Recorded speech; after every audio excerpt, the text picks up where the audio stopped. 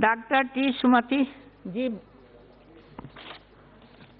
Thank you very much, Madam Chairperson, for allowing me to participate in this discussion on the demands for grants, which comes under the Ministry of Social Justice and Empowerment. I'm privileged to partake in this discussion, Madam, since I hail from the state of Tamil Nadu, a pioneer state, which has held the virtues of social justice and empowerment right from its Justice Party days. Madam, I would like to open up my discussion with a saying by a famous German playwright and poet, Bertolt Brecht, who has said, what kind of time are these, wherein to talk almost about a tree is a crime, because it implies silence about so many crimes. Isn't it very apt, Madam, these lines, in the aftermath of the Delhi riots, to keep quiet against any kind of justice is again you are doing injustice for upholding social justice. Madam, they say the Battle of Waterloo, wherein Napoleon was defeated, was won by the Etonians, meaning the students graduated from the School of Eton in London. So also, the battle for social justice was won back in Tamil Nadu by three legendary Dravidian reformists, Thandai Periyar, Peraringer Anna, and Dr. Kalaignar. Madam, when I come to the definition of social justice, I'm reminded of these three legendary reformers who have upheld these virtues, and the baton has been now proudly being carried on by my party President Thalapathy M.K. Stalin with more fervor and commitment to all the causes espoused by the champions for this avant-garde movement, champions like Ambedkar and Baburav Pule. When I look into the definition of social justice, I would like to quote what does the definition say. Social justice is a political and philosophical concept which holds that all people should have equal access to wealth, health, well-being, justice and opportunity. When we take stock the aftermath of the Delhi riots, I would like to ask through you, Madam, that whether all the people have had access for their protection of their life, whether they have had access to protect their wealth, whether there was justice meted out equally to all the citizens of Delhi, whether all of them had the equal opportunity to safeguard their life. Madam, the synonyms for social justice are fairness, equity and integrity. My first demand in this is whether there is fairness in the justice meted out to all the citizens of Delhi.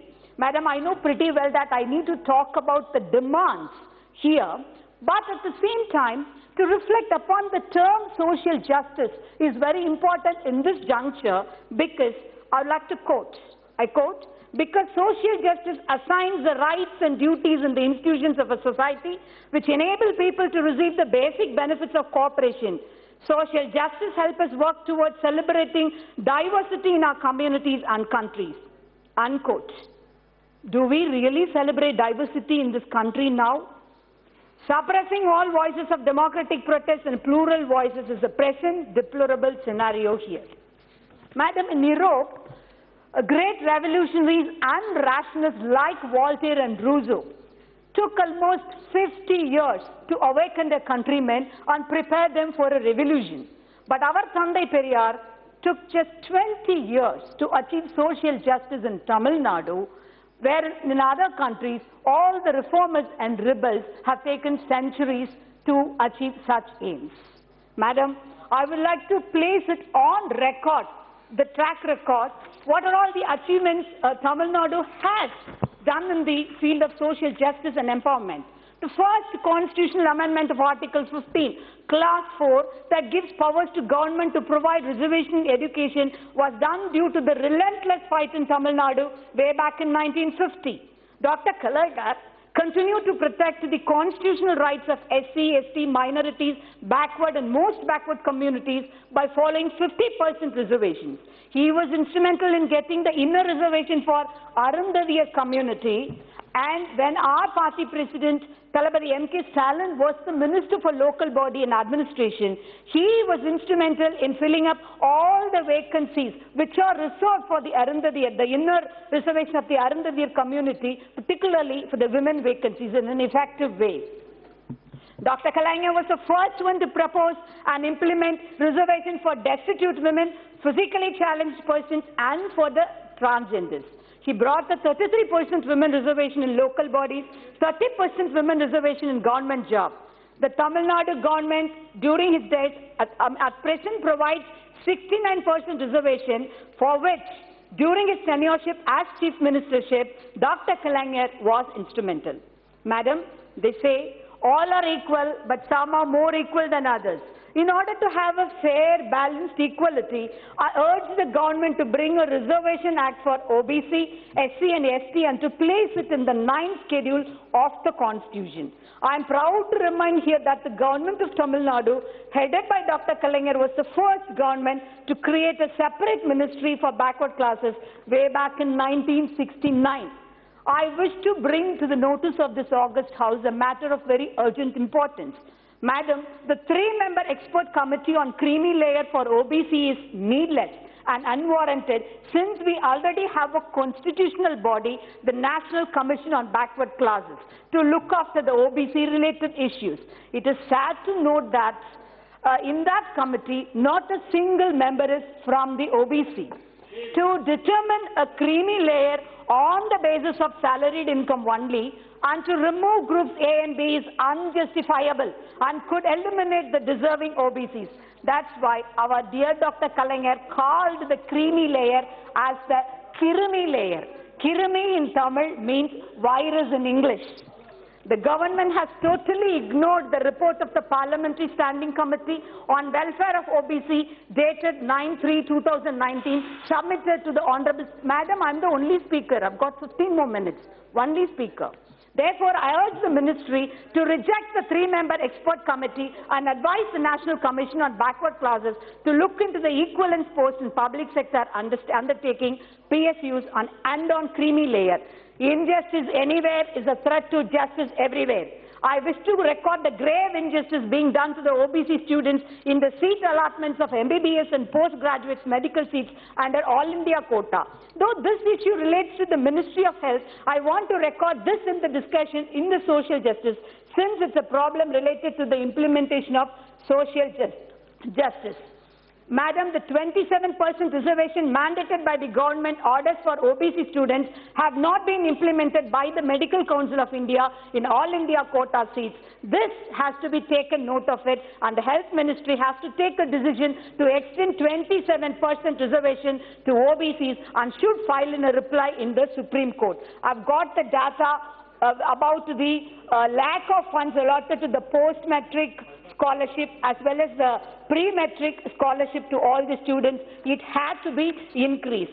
The inadequate budget allocation under these schemes is because of the gap between the funds decided by the Ministry of Social Justice and those approved by the Ministry of Finance, and it should be bridged. Madam, justice delayed is justice denied.